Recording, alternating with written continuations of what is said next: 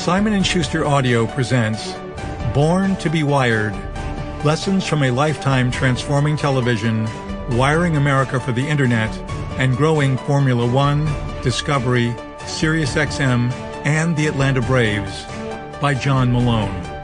Read by Fred Sanders.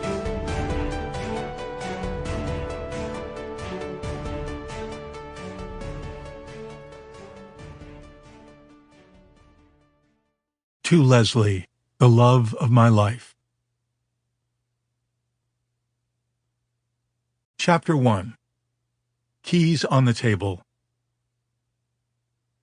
I had done this 100 times before in a dozen different bank boardrooms, and each time the scene was the same. A cavernous, wood-paneled room with a long mahogany table polished to a sheen. Around it sat a dozen or so aging men in starched white shirts and neckties, frowning and looking up periodically from the financial numbers on the documents in front of them.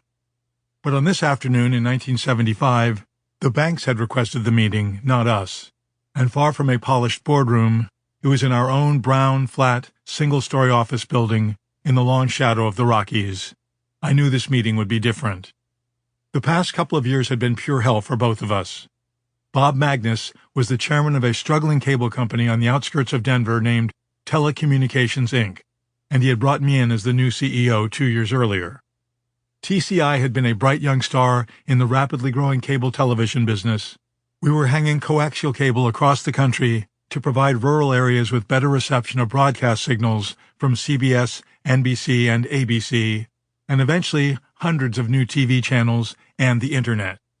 One day, this would lay the foundation for the largest cable operator in the U.S., serving 1 out of every 4 homes, and give rise to a robust, two-way digital communications network in the U.S., providing the platform for the likes of Amazon, Facebook, and Google, and unlocking immense value in a new digital economy. Bob and I had no idea of any of that potential back then. That morning, we merely were hoping to survive the day. Bob, a World War II vet and part-time rancher and cottonseed broker, had launched his cable company in Memphis, Texas in 1956, after a chance conversation with 2 strangers in a cotton gin where Bob did business. Sold on the idea, Bob and his loving and loyal wife Betsy sold their cattle, mortgaged their house, and jumped in.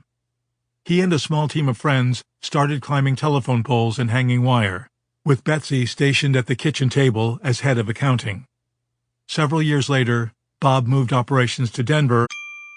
Sample complete. Ready to continue?